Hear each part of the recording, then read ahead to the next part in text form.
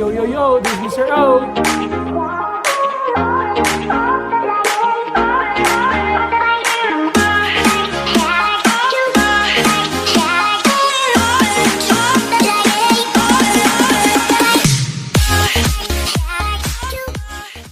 Yo, yo, yo, this is Mr. O.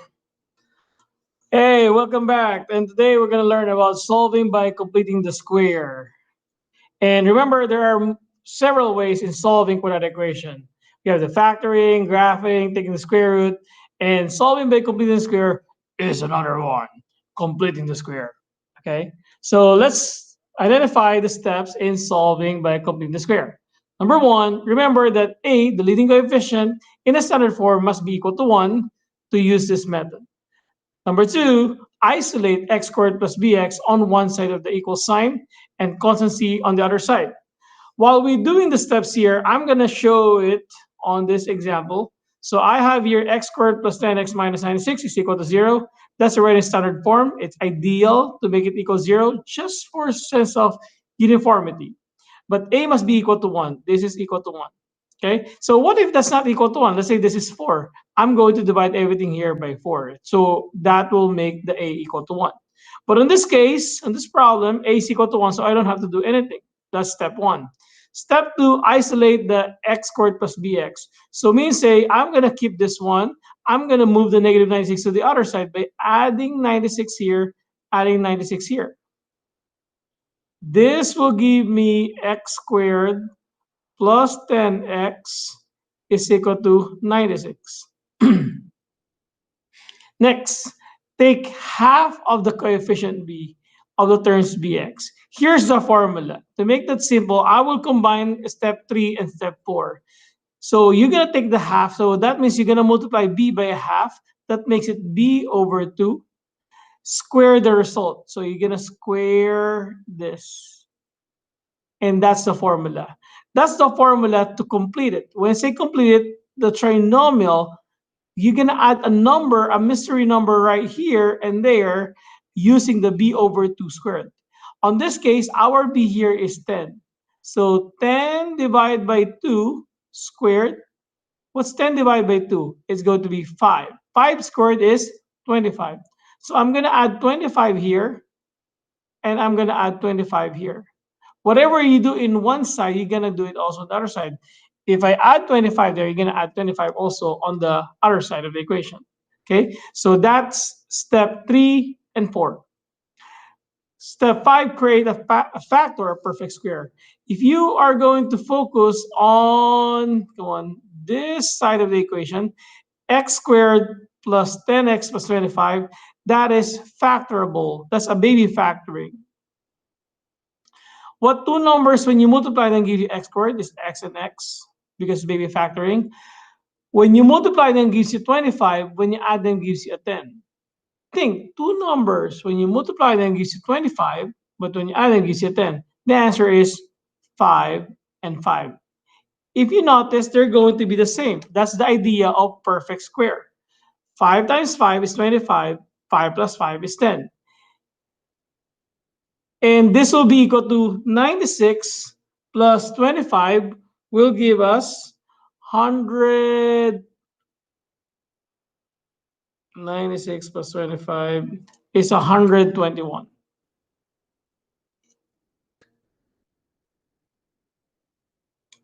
'96 plus 25 is going to be 121.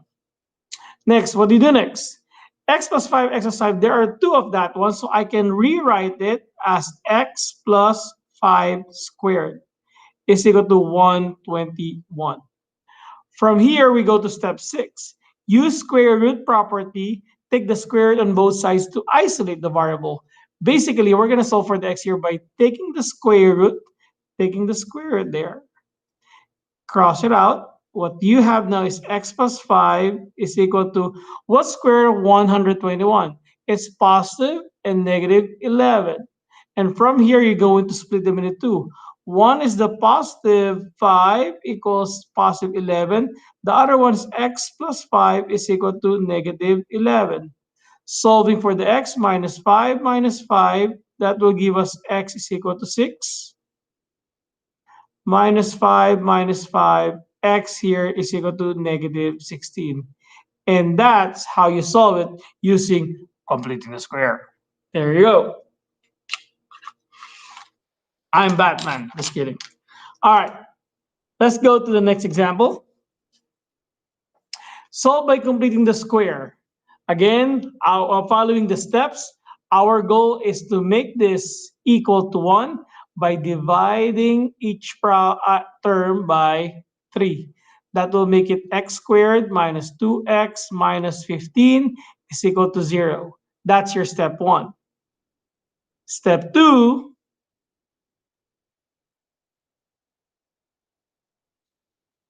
is I need to bring the negative 15 to the other side by making it x squared minus 2x is equal to 15.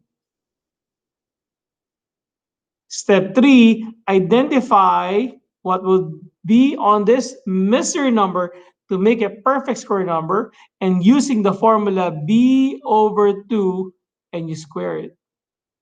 On this case, the b here is negative 2 over 2 square. That will give you negative 1 squared, which will be positive 1.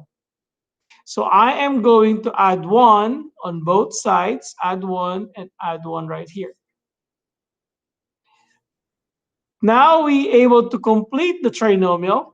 We will focus on this trinomial x squared minus 2x plus 1, and we will identify the factors of that, which will be x is baby factoring. What two numbers, when you multiply them, gives you a positive 1. When you add them, gives you negative 2. It's minus 1, minus 1. And that will be equal to 16 because 15 plus 1 is 16. And since there are two of that, x minus 1 squared is equal to 16. From here, we're going to take the square root. Let me write it on this side here. X minus 1 squared is equal to 16. So again, from here, you're going to take the square root, and we can cancel this out. That gives us x minus 1 is equal to positive and negative. Square of 16 is 4. Split them into 2. One will have the positive 4. The other will have negative 4. Adding 1 on both sides here, this will be 5. Adding 1, x here is equal to negative 3. And those are the answers. Kaboom. Solve by complete the square, 2x squared minus x minus 3. Again, same thing. I will divide all the terms by 2. This will be x squared minus half x minus 3 halves is equal to 0.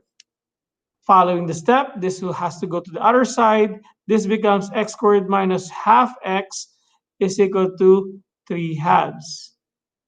Identifying the mystery number here to complete our trinomial, following the steps that b over 2 squared. The b here is negative 1 half over 2 squared. What is half of half?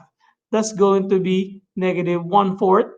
But you square it, that will be negative 1 squared is 1, 4 squared is 16. So plus 1 over 16 plus 1 over 16. Now, we need to find a way to factor this. Ooh, Mr. O, that's hard. It's fraction. Go back to the previous example. The previous example, if you remember x squared plus 10x plus 25, we ended with a 5 and a 5. Let me highlight something to you here. We got the 25 by dividing 10 by 2. We get 5 squared is equal to 25. What is the number before you squared? It's 5. That's why this is 5 and 5. That's a hint. Look at the other example. What's the number before we squared? The number before we squared is negative 1 squared. Negative 1. What is the number that is same here? It's negative 1. So that's the hint. Whatever the b here, when you divide by 2, the quotient or whatever the number before you square is going to be the constant on our factor that will complete the perfect square trinomial. So here, what is the number before we square? It's negative 1/4. So this will be x minus 1/4, x minus 1/4 is equal to 3 halves plus 1 over 16, showing to you how to do it manually. They need to have the same denominator, which in this case, I can multiply the 3 halves by 8 and 8. Why do I have to multiply by 8? Because the denominator 2 times 8 will be 16. That will make it 1 over 16 plus 24 over 16. And that will become 25 over 16 there. Now, how many of this quantity do we have? 2. So I can write it x minus 1/4 squared is equal to 25 over 16. Taking the square root, take the square root on both sides. X minus 1/4. Square root of 25 is positive 5 and negative 5. Square root of 16 is positive and negative 4. That means plus or minus, I can split them into two. One will be x minus 1/4 is equal to positive 5 over 4. One will be x minus 1/4 is equal to negative 5 over 4. Adding here by 1/4, adding here by 1/4, that will give me 6 over 4 or 3 halves. Adding here by 1/4 and 1/4, that will give you negative 4 over 4 or x equal to negative 1. And that's how you do complete the square in this problem. Kaboom. Next, x squared minus 8x plus 4. The value of a here is 1, so we don't have to divide anything here by that number attached to x squared. We just have to move the plus 4 to the other side by subtracting it by 4. Make it negative 8x plus blank is equal to negative 4 plus blank. Again, for us to find the mystery number, get the b, which is negative 8 divided by 2 squared. Negative 8 divided by 2 is negative 4 squared, which will be 16. So I'm going to add 16 here, add 16 here. Again, we know that we're going to factor this, baby factoring. X and x, what two numbers, when you multiply them, gives you 16. When you add them, gives you negative 8. It's going to be negative 4, negative 4. And likewise, I told you a while ago, whatever the number before you square it, that's the exact same number over there. Negative 4 plus 16 is going to be 12. There are 2x minus 4, so I can write it once with a squared is equal to 12. Here, you're going to do the taking the square root again, cross it out. X minus 4. What is square root of 12? You can break it down. 4 and 2. No, I'm wrong. 4 and 3. 2 and 2. Since I have a pair of 2, that 2 will step out. It becomes now 2 square root of 3. X minus 4. And how do we solve for the x here? We add 4 here, add 4 there. That gives us x equal to 4 plus or minus 2 square root of 3. We cannot add 2 and 4 there because the 2 is attached to the square root of 3. That means they're not like terms. That being said, I'm just going to write the 4 in front of the plus or minus, and that's the answer. You can split them into 2, but since you cannot combine them, it will just be 2 square root of 3 and 4 minus 2 square root of 3. This is correct, or this one here is also good. Okay, there you have it. Last one here. Solve by completing the square. X squared plus 2x is equal plus 37. This 37 will go to the other side. So this becomes now x squared plus 2x is equal to negative 37. We will going to find the mystery number there by dividing the b by 2 and square it. And in this case, 2 divided by 2 squared is going to be 1 squared. So we're going to add 1 here. We're going to add 1 right here. The factors of this are x plus 1, x plus 1. No square there yet. Negative 37 plus 1 is negative 36. They are 2x plus 1, so that means x plus 1 squared is equal to negative 36. Taking the square root on both sides, that will give me x plus 1 because this cancel out.